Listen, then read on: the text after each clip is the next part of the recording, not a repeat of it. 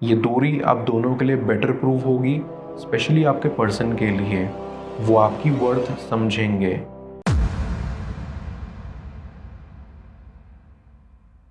Viewer, आप अपने person को विजुलाइज करिए और मैं आपके और आपके पर्सन के लिए कार्ड स्प्रेड करता हूँ।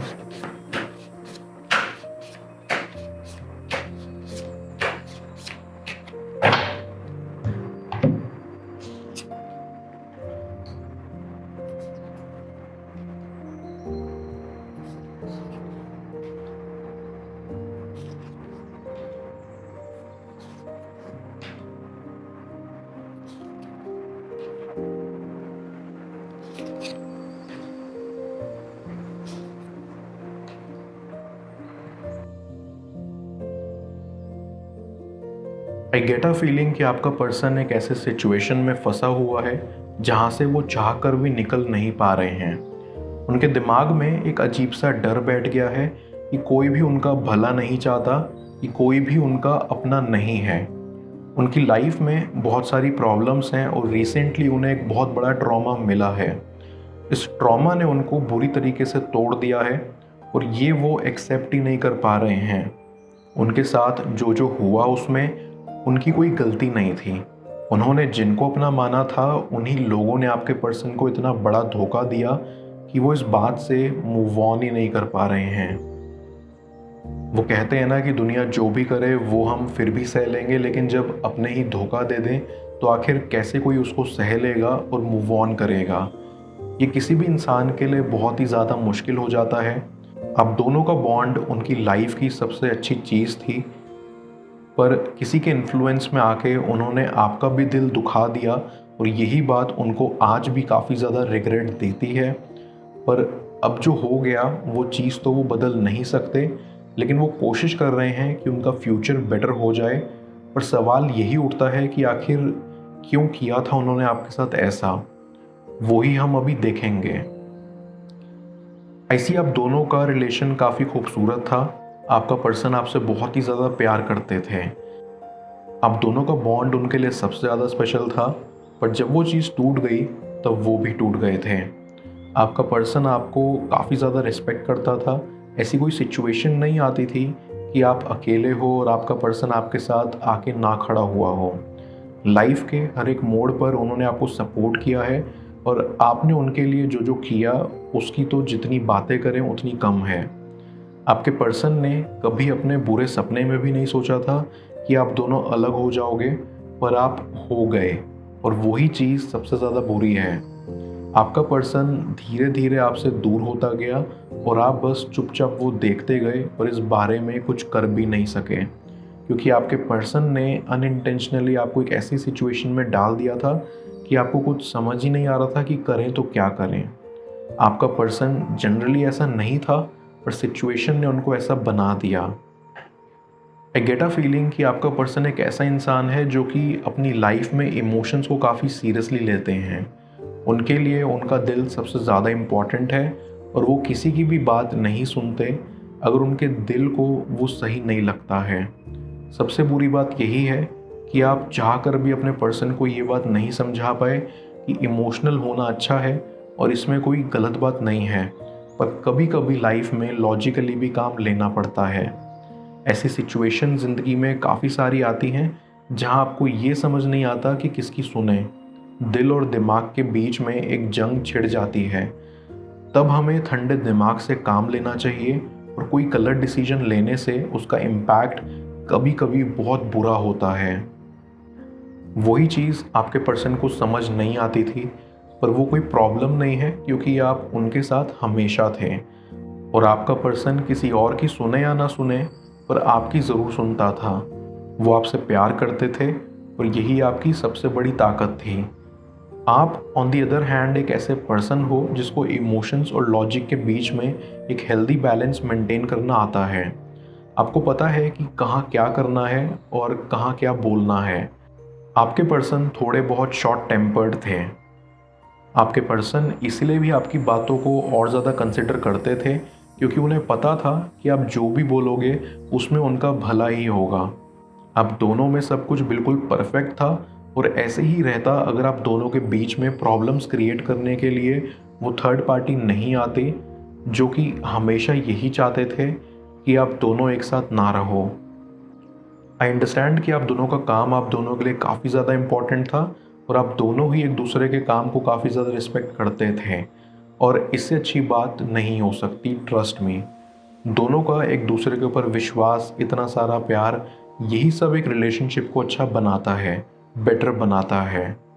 पर आप दोनों में प्रॉब्लम्स तब से स्टार्ट हुई जब आप दोनों के काम की वजह से आप दोनों में डिस्टेंस बढ़ता रहा।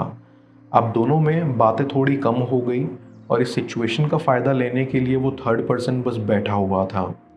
जब उन्होंने देखा कि मौका है तो बस उन्होंने किसी चीज़ का वेट नहीं किया और आपके पर्सन को मैनिपुलेट करना स्टार्ट कर दिया। आपके पर्सन के इमोशंस काफ़ी ज़्यादा स्ट्रॉन्ग थे आपके लिए और उन्होंने ना इनिशियली इन सब बातों पे बिल्कुल विश्वास नहीं करा।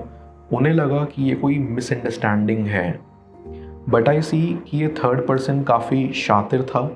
उन्हें ये समझ आया कि ऐसे बात नहीं बनेगी और उन्हें आपके पर्सन को इमोशनली मैनिपुलेट करना होगा। बस उन्होंने आपके पर्सन के दिल में ये भरना स्टार्ट कर दिया कि आप उन्हें धोखा दे दोगे और वो बेटर डिज़र्व करते हैं। इन सब चीज़ों ने आपके पर्सन के ईगो को काफ़ी ज़्यादा बढ़ावा दिया। आपके पर्सन को लगने लगा कि आप उनसे काफ़ी चीज़ें छुपा रहे हो और ये रिलेशनशिप बस वर्कआउट नहीं कर रहा है एनी हाउ। मैं कार्ड्स को क्लैरिफाई करता हूँ, तब तक आप प्रॉपर एनर्जी एक्सचेंज के लिए इस रीडिंग को लाइक कर दें और पेड रीडिंग के लिए आप मुझे ऊपर दिख रहे व्हाट्सएप नंबर पर अप्रोच कर सकते हैं।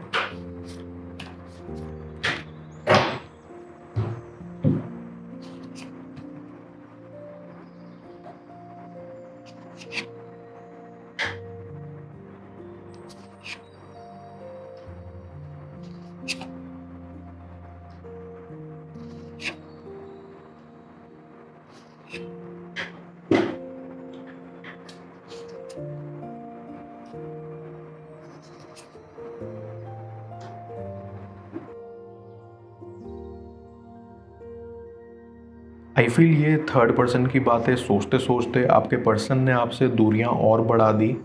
इस थर्ड पर्सन के इन सब करने के पीछे यही वजह थी कि वो आपके पर्सन को आपके साथ देखना ही नहीं चाहते थे।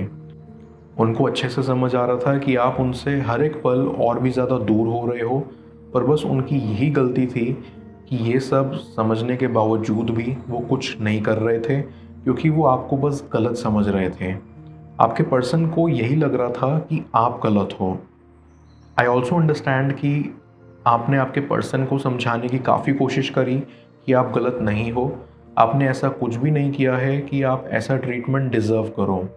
आपने धीरे धीरे समझा कि जैसे जैसे टाइम पास हो रहा है वैसे वैसे आपका पर्सन आपसे और भी ज़्यादा दूर हो रहा है। जैसे ही आपने ये बात समझी वैसे ही आपने कोशिश स्टार्ट कर दी कि आपका पर्सन सच समझे। पर जब आपके लाख कोशिशों के बाद भी कोई फ़ायदा नहीं हुआ तब आपने गिव अप कर दिया। आपके लिए और टॉलरेट करना पॉसिबल नहीं था और आप पर काफ़ी ज़्यादा बर्डन आ रहा था। पर आपका पर्सन बिल्कुल ही नहीं समझ रहा था और इस वजह से आप दोनों जुदा हो गए। लेकिन आपको चिंता करने की ज़रूरत नहीं है, बिकॉज़ कभी कभी कुछ लोग दूर चले जाते हैं पर वो फिर से वापस आ जाते हैं। ये दूरी आप दोनों के लिए बेटर प्रूव होगी, स्पेशली आपके पर्सन के लिए। वो आपकी वर्थ समझेंगे, क्योंकि ऐसे आप उनसे इतना दूर हो गए कि ये बात उनके दिल को बहुत तकलीफ़ दे रही थी और वो इस बात को एक्सेप्ट नहीं कर पा रहे थे। उनके वीक मोमेंट्स का फ़ायदा उठाकर ये थर्ड पर्सन आपके पर्सन के क्लोज होने की कोशिश कर रहे थे। आपका पर्सन टेम्पररीली वीक हो गया था पर धीरे धीरे समझ रहा था कि इस चीज़ में कुछ तो गड़बड़ है। जब वो पूरी बात समझ जाएंगे तब उन्हें काफ़ी बड़ा झटका लगेगा कि जिसने उन पर इतना ट्रस्ट किया उन्होंने उसी से बॉन्ड तोड़ दिया।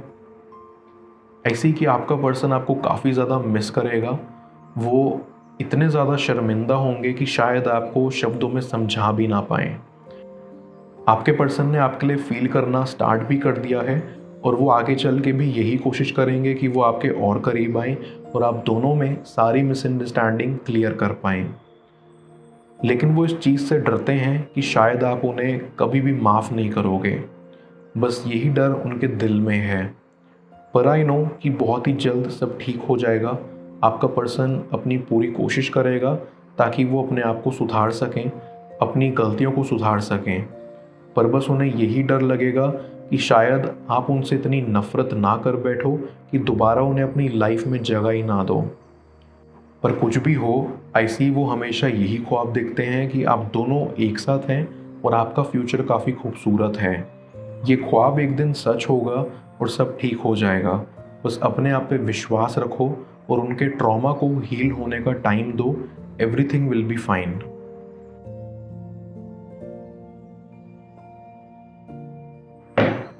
मैं ओरेकल ऑफ द फेरीज की मदद से यूनिवर्स से आपके लिए एडवाइस पूछता हूँ। देखते हैं यूनिवर्स आज आपको क्या एडवाइस करना चाह रहा है। होप। यूनिवर्स आपको ये एडवाइस करना चाहता है कि आप अपनी लाइफ को और भी ज़्यादा एक्सप्लोर करो एंड अपने दिल की सुनो। सही समय आने पर सब कुछ ठीक हो जाएगा एंड आप देखोगे कि ज़िंदगी में सब सही हो रहा है। आपके पर्सन को अभी टाइम दो ताकि वो अपने सवालों का जवाब ढूंढ सकें एंड ग्रो कर सकें। आप भी अपनी ज़िंदगी में ग्रो करो और उम्मीद का साथ कभी मत छोड़ना। Everything will be fine.